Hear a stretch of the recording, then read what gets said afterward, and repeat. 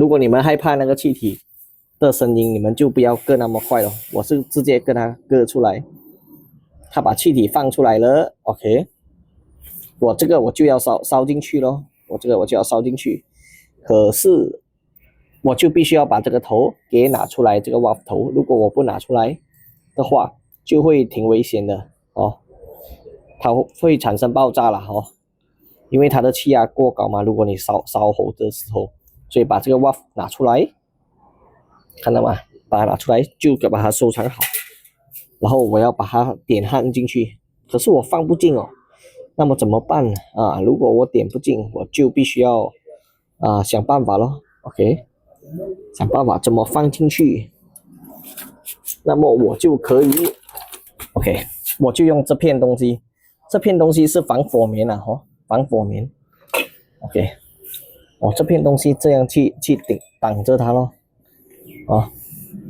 挡着，为了安全起见 ，OK。这个防火棉是很好用的哦，我们也是在卖有在批发了 ，OK， 防火棉挡着了，我就可以把它给烧焊。OK， 现在这个我就把这个 valve 头跟这个3分头管改装一下。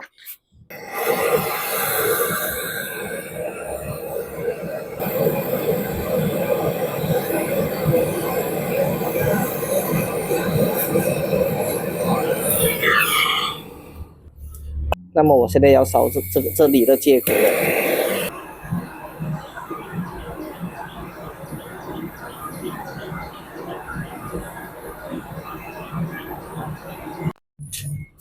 OK， 当你把铜管给焊接好了之后，我这个是拿3分改成2分 ，OK， 把它连接起来，因为它的 size 有点不刚啊，它的 OK， 所以我就把这个 valve 再锁回进去。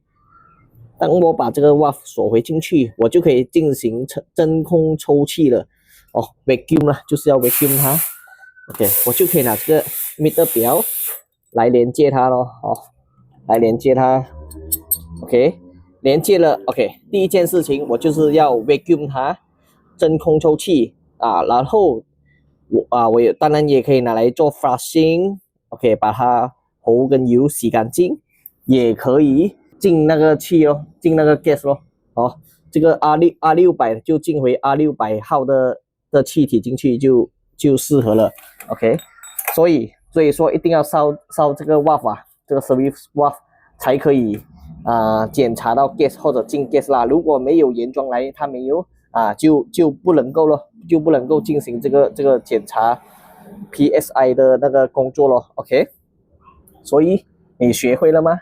如果你学会了，可以留个言或者跟踪我们。OK， 谢谢你们。OK， 我们这里是于飞制冷工具和配件的批发。OK， 有什么可以问我们。OK， 谢谢关注。